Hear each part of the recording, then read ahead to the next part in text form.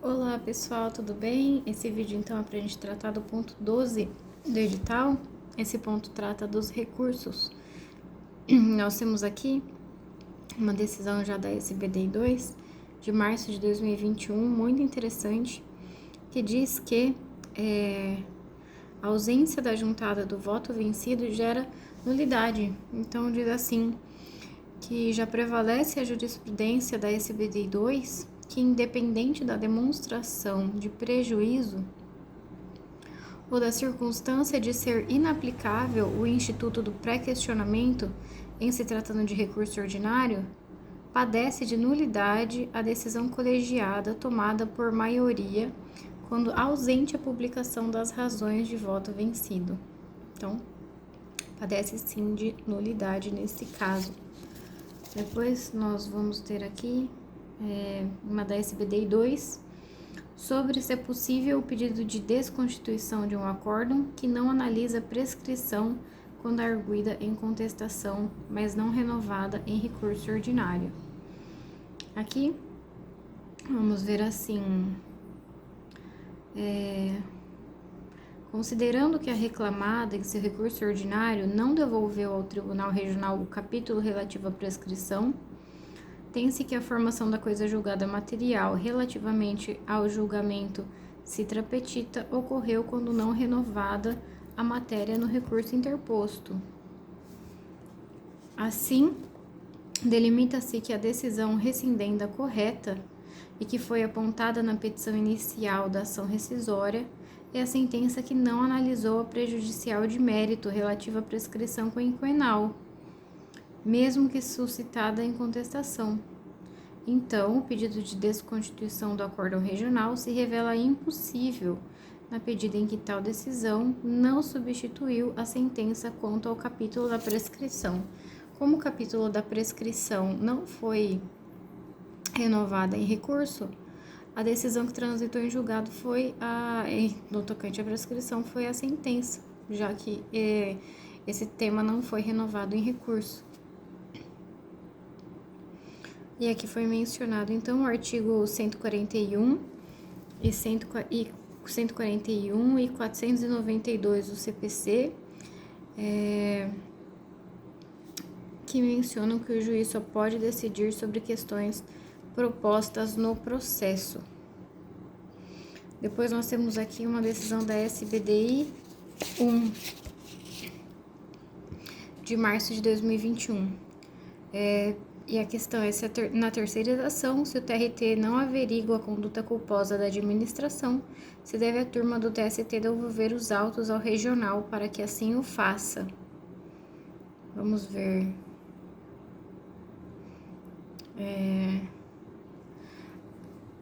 No caso em que a turma conclui que o Tribunal Regional não verificou a conduta culposa,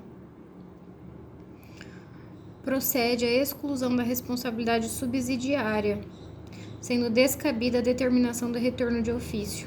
Então, nesse caso, não pede para retornar para verificar de quem foi a culpa, mas sim exclui-se a responsabilidade subsidiária do ente público, que diz que tal compreensão foi ratificada por esta subseção. Então, isso aqui já foi passível de outro entendimento. Vamos ver aqui. Segunda turma, SBDI 2. É cabível ao MS para alegação de nulidade da intimação e reabertura do prazo processual recursal? Vamos ver. E aqui parece que não. Eu ia chutar que sim.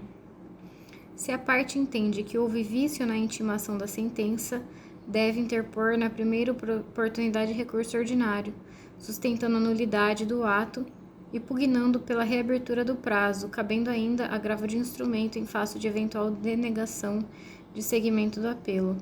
A existência de meio processual apto à correção da suposta ilegalidade inviabiliza a admissão do mandado de segurança, nos termos do artigo 5º, inciso 2º da lei do mandado. Então, caberia o recurso e não mandado de segurança, porque ele tem recurso próprio, né? Teria aqui recurso próprio. Depois a gente tem aqui outra da SVDI 1. É possível arguição de negativa de prestação jurisdicional no recurso de embargos SDI 1?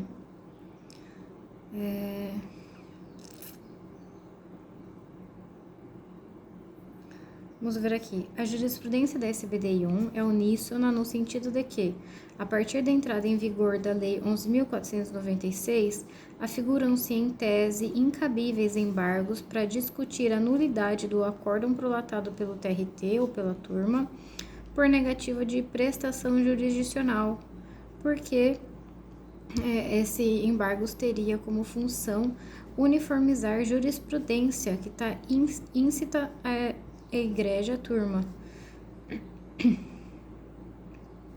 Também não haveria ter uma dificuldade muito grande de demonstrar uma divergência jurisprudencial, haja vista a diversidade de premissas fáticas de cada caso.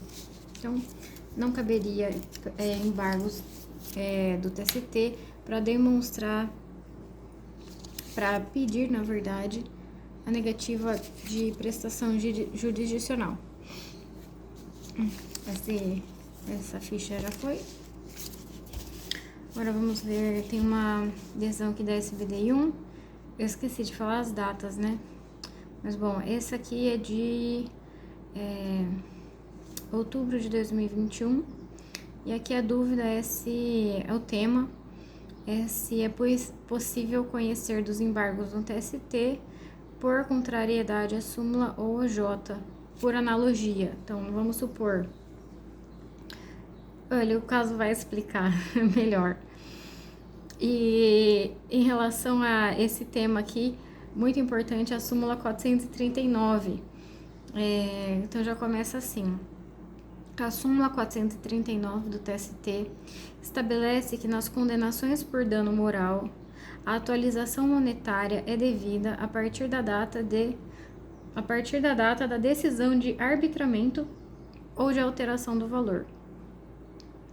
Os juros incidem desde o ajuizamento da ação, nos termos do artigo 883. Então, o que a CLT está falando? A súmula 439, ela trata de um caso envolvendo dano moral e que a atualização monetária é devida a partir da data da decisão do arbitramento ou da alteração do valor. Então, ela trata primeiro da atualização monetária e depois dos juros, que os juros incidem desde o ajuizamento da ação. Então, eu falei de novo que para gravar, para ver se grava. Então, 439 do dano moral. E para atualizar a atualização monetária, a gente começa, então, a atualizar da data da decisão que arbitrou esse valor ou da alteração desse valor. E os juros do ajuizamento.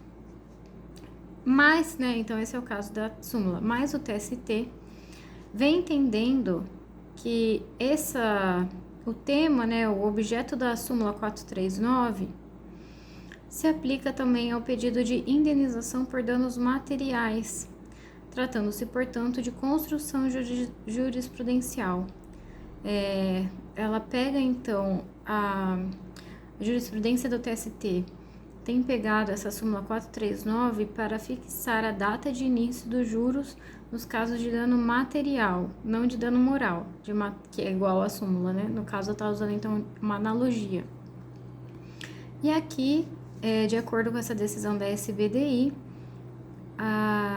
essa súmula, por não se tratar do termo para juros de dano material, não pode ser o objeto utilizado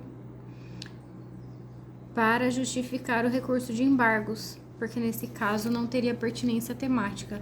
Então, ele não pode reconhecer por analogia essa infração. Agora, nós temos aqui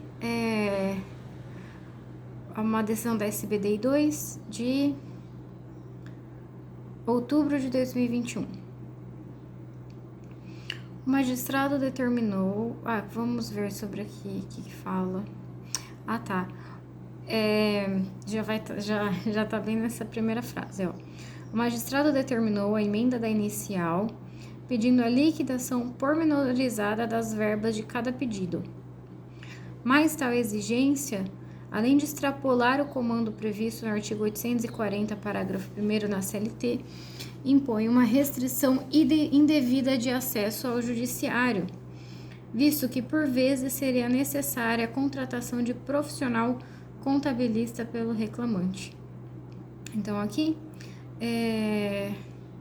também, além disso, não há essa exigência legal de prova contábil. Então, coube aqui, foi concedida a segurança. A próxima decisão aqui, o embargo, os deserção de recurso de revista. Vamos ver, depósito recursal. Ah, tá. Tá falando aqui do seguro garantia. Você tem que ter um prazo determinado ou não. Essa decisão da SBDI de outubro de 2021. E aí diz que tem prevalecido no âmbito do TST entendimento no sentido da possibilidade da substituição do depósito recursal por fiança bancária ou pelo seguro garantia judicial. A liquidez conferida ao seguro garantia e a carta fiança com sua conversão, tem prevalecido no âmbito do TST entendimento no sentido da possibilidade de substituição do depósito recursal por fiança bancária ou pelo seguro garantia judicial. Muito bem. Tá aí tudo bem. A liquidez conferida ao seguro garantia e à carta de fiança, com sua conversão automática em dinheiro, constitui verdadeiro aperfeiçoamento, não só do processo de execução, como do sistema de penhora, porque harmoniza os princípios da máxima eficácia da execução para o credor e da menor onerosidade para o devedor. Então, há de se ressaltar que não existe previsão legal de que a carta de fiança bancária ou seguro garantia judicial tenha um prazo de validade indeterminado ou condicionado até a solução final do litígio. Caso seja extinta e não renovada a garantia, a parte arcará com tal incúria, como em qualquer hipótese da sua perda superveniente.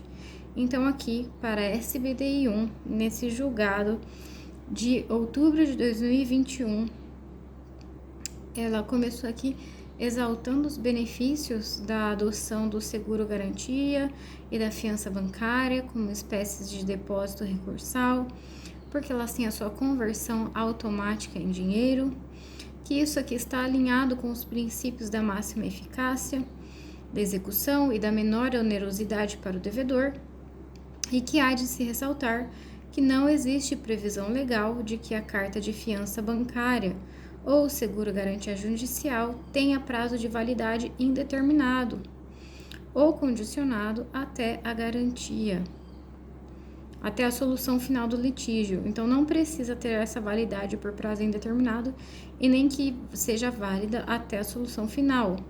Por quê?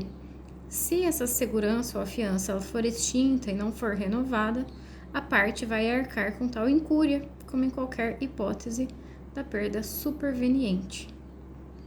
Temos aqui uma decisão também da SBDI 1, de novembro de 2021, dizendo, interessante, olha, porque em relação a os embargos, não, para recurso de revista, aqui a parte ajuizou, ela interpôs o recurso de revista,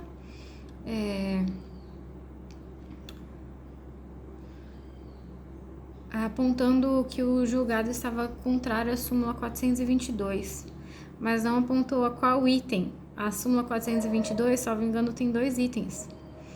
E ela não, o recurso não foi específico quanto a qual dos itens a decisão estava ferindo. Então, a falta de indicação do item da súmula 422, em que foi entendido como violado, inviabiliza a admissibilidade do recurso. Aqui está falando de embargos, né? Era embargos do recurso de revista. Então, muito bem. Então, tem que sempre demonstrar qual item está sendo contrariado. Depois da SBDI 1 de novembro de 2021, afirmando que a intimação operada no Diário Eletrônico de Justiça, intimação operada no Diário Eletrônico da Justiça do Trabalho, que é o DEJT, tem prevalência sobre a intimação pelo sistema PJE, conforme disciplina do artigo 4º, parágrafo 2º da Lei 11.429. Depois a gente tem uma decisão de novembro de 2021, da SBDI 1. Não se conhece dos embargos a SBDI 1 quando a parte se limita a alegar a inconstitucionalidade do artigo 896-A, parágrafo 5º, sem transcrever arestos para demonstrar o dissenso jurisprudencial ou apontar contrariedade à súmula OJ, súmula vinculante, revelando-se desfundamentado o recurso. Então, tem que observar os requisitos do artigo 894, inciso 2 da CLT. Temos mais uma decisão aqui de dezembro de 2021. Vamos ver sobre o que é. Por se tratar de reiteração de embargo de declaração protelatórios que atraem a incidência da regra do 1026, parágrafo 4º do CPC, a SBDI 1 não conheceu dos embargos de declaração e determinou a certificação do trânsito em julgado do acórdão embargado e a imediata baixa dos autos. Peraí.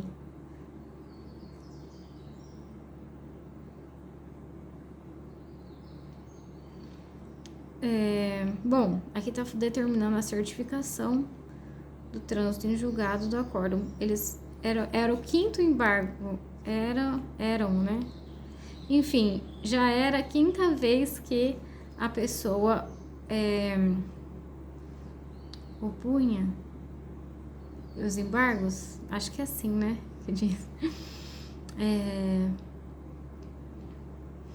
E aí, então, a SBDI 1 reconheceu que ele era protelatório e decidiu não conhecer e já determinou a certificação do trânsito em julgado e a imediata baixa dos autos. Depois nós temos aqui uma da SBDI 2, de junho de 2022, dizendo que quando há incongruência entre o voto que foi apresentado pelo relator e as notas degravadas da sessão de julgamento, as notas é que devem prevalecer, pois representam o entendimento manifestado pelo órgão colegiado que apreciou a controvérsia. Depois temos uma aqui da SBDI 1, de junho de 2022. Vamos ver.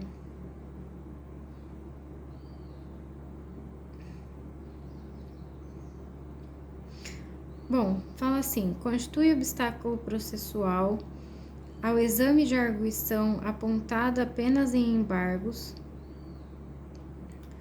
a não renovação em agravo interno do referido argumento apresentado anteriormente, ainda que a presidência não tenha se pronunciado sobre tal arguição.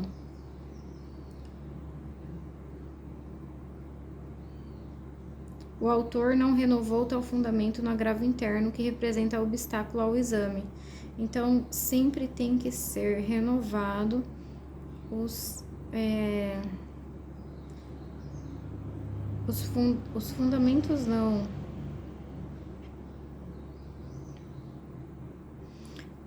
Constitui obstáculo processual ao exame da arguição apontada apenas nos embargos se não foi renovado no agravo interno. Então, tem um assunto. Se ele não foi, esse assunto não foi analisado nos embargos e a parte deixou de renová-los no agravo interno, seria um obstáculo processual fazer com que seria um obstáculo processual para que os juízes ou aqui o colegiado analisasse, porque não foi renovado. Tipo isso.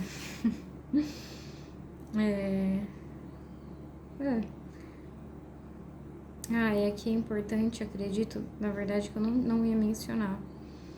Eles estão falando do artigo 1º, parágrafo 1º da Instrução Normativa 40 do TST. Isso é importante. Então, quando for tratar desse tema aqui de renovação de matéria, e aqui está envolvendo o caso de agravo interno em embargos,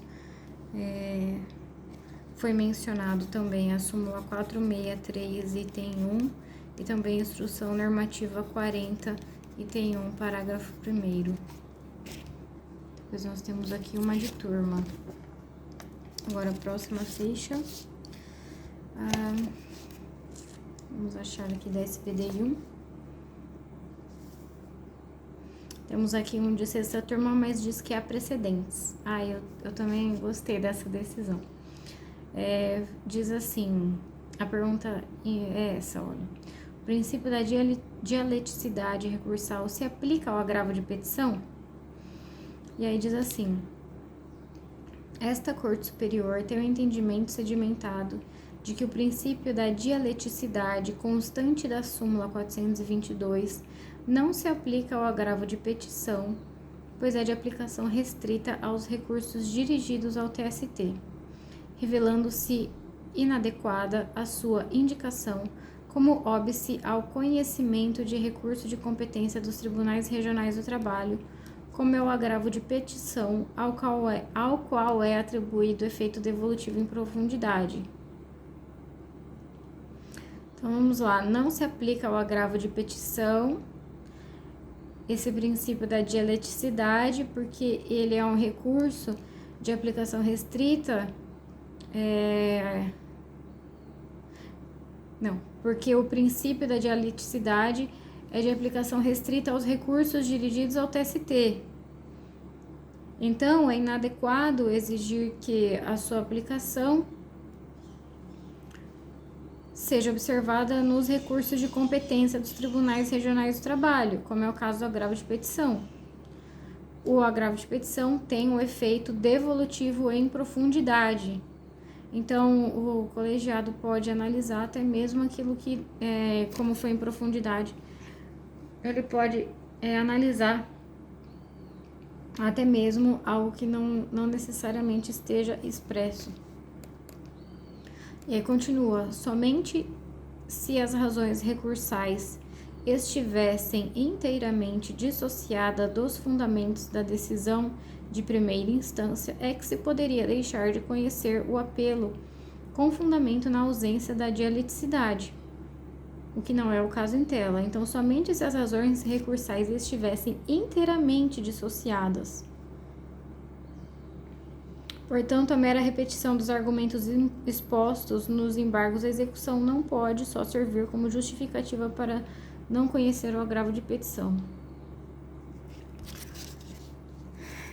Aqui, na verdade, então, está dizendo que o princípio da dialeticidade até pode sim ser exigido no agravo de petição, assim como em outros recursos, mas pelo meu entendimento, os níveis de exigência são diversos. Para os recursos que são interpostos nos tribunais regionais, o princípio da dialeticidade ele não é tão exigente. Então, isso por quê, né? Ele não é tão exigente?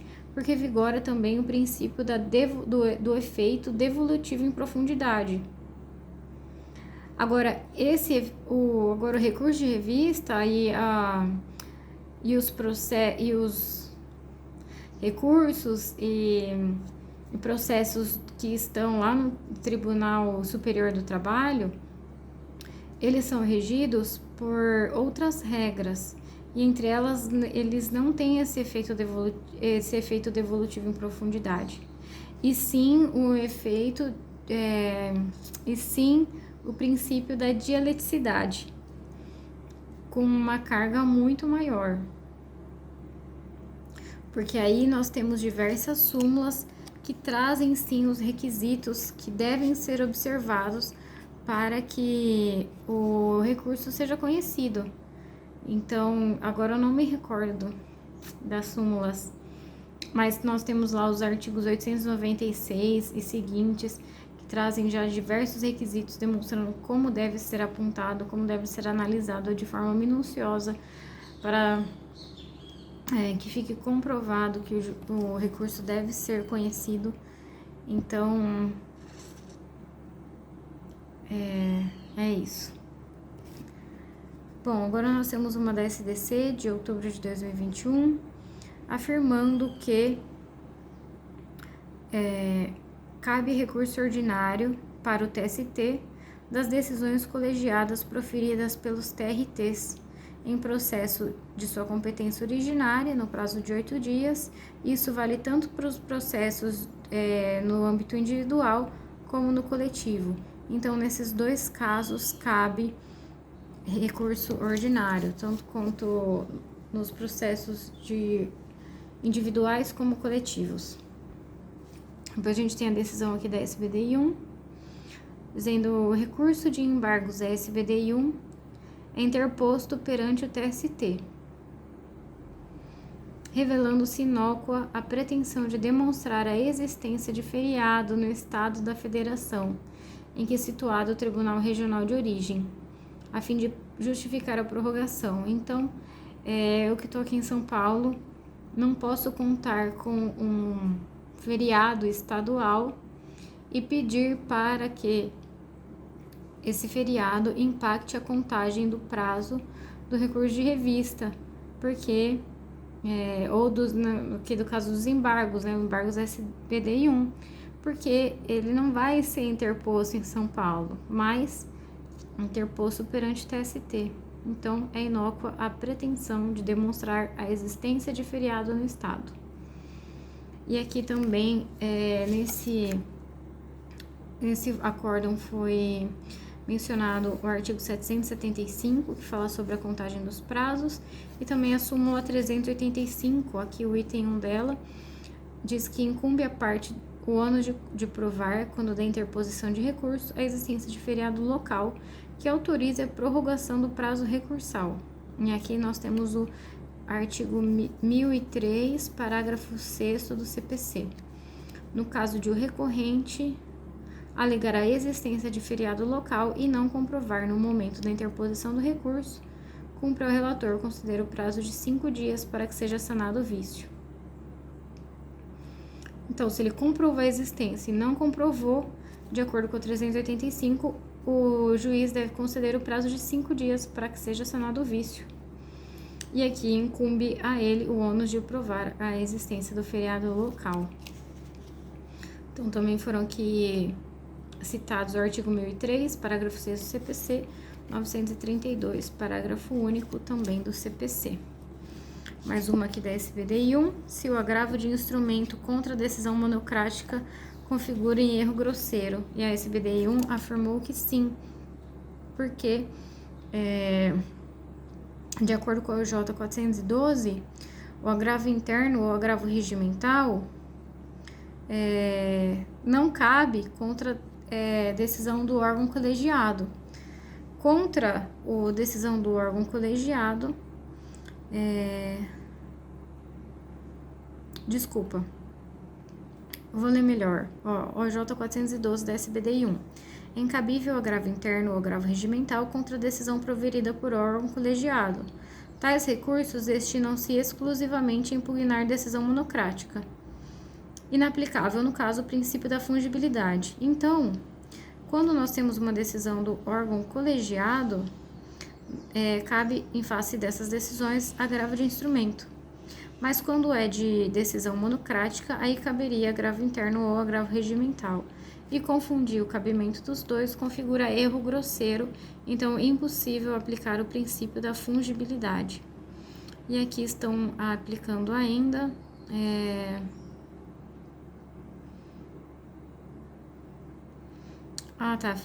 bom, de acordo...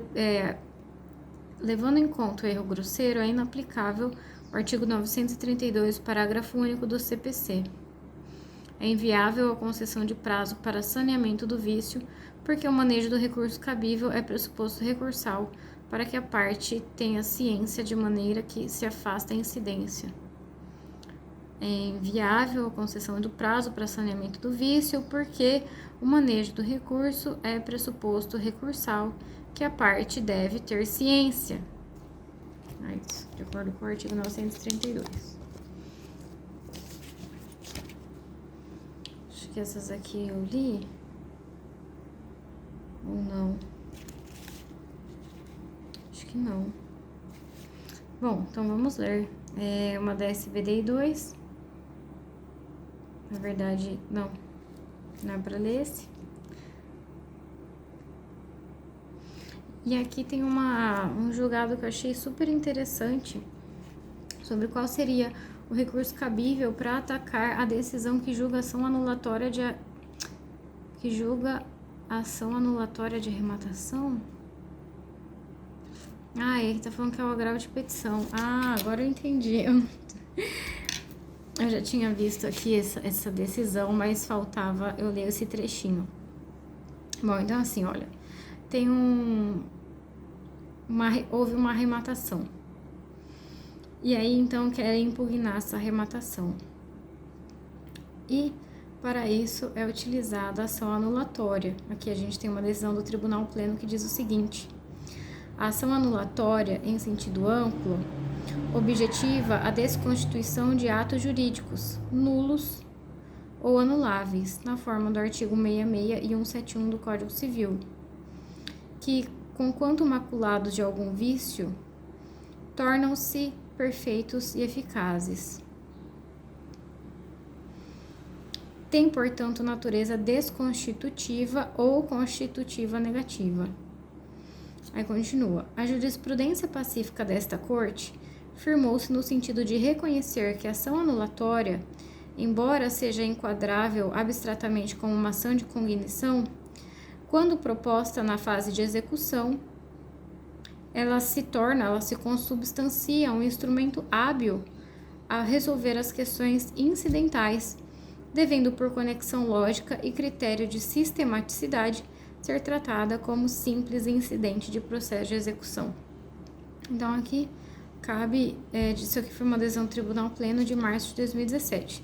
Então está falando aqui que apesar da ação anulatória ser uma ação de conhecimento, que ela tem natureza aqui desconstitutiva ou constitutiva negativa, apesar disso, a jurisprudência do TST já se firmou no sentido de reconhecer a ação anulatória, quando proposta na fase de execução, como um instrumento que resolve questões incidentais.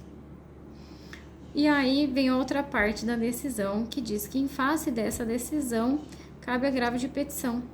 E aqui continua: o pleno desta Corte reafirmou por maioria a linha jurisprudencial clássica até então consagrada, segundo a qual são absorvidos pela regra do parágrafo 2º do artigo 896 da CLT todos os recursos advindos de ações e incidentes vinculados ao processo executivo, inclusive de ação anulatória.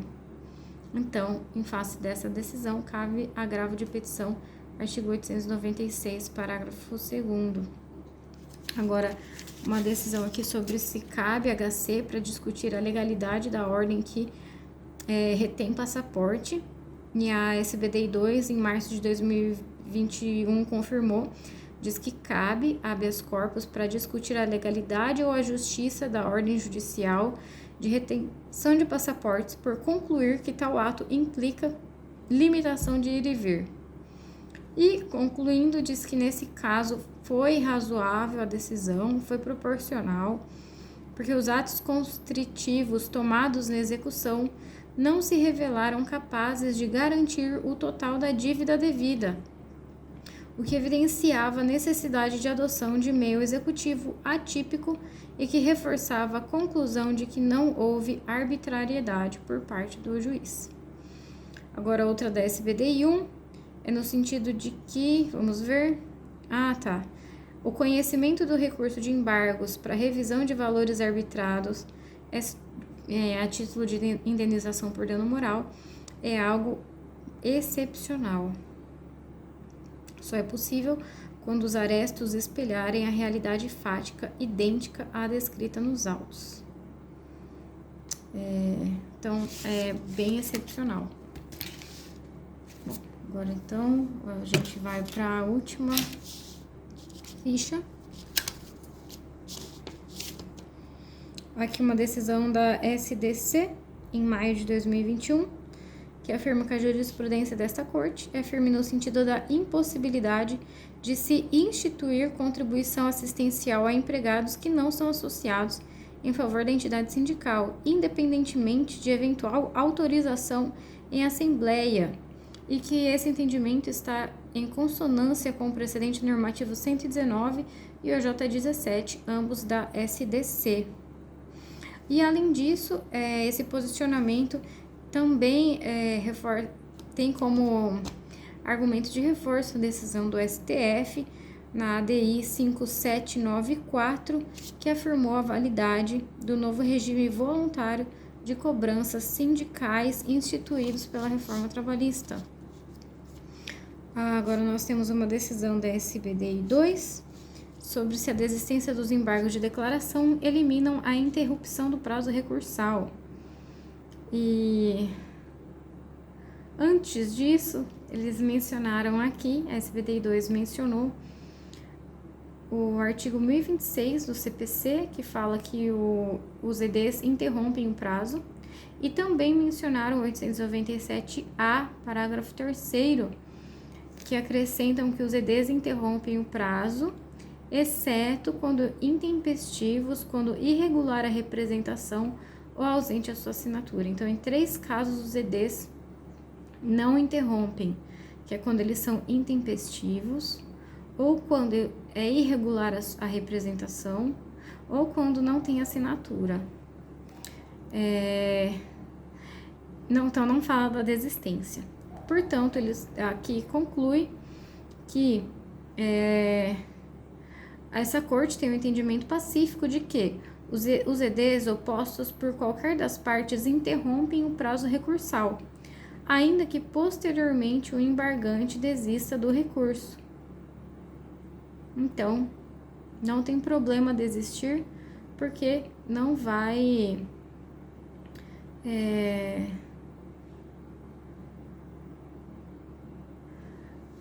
prejudicar a interrupção do prazo. Então, pode desistir. E agora, vamos ver, tem uma de terceira turma e uma da SBDI 1. A pergunta é a seguinte: é cabível recurso de embargos contra a decisão de turma que nega transcendência no recurso de revista? E aqui, a SBDI, em sua composição plena, concluiu que o acórdão prolatado por turma do TST, que não reconhece da transcendência da causa, não desafia a imposição de embargos. Então, não cabe embargos quando a turma do TST não conhece a transcendência da causa. São questões bem específicas. E esses, então, eram os temas e os julgados relacionados ao ponto 12. Até o próximo.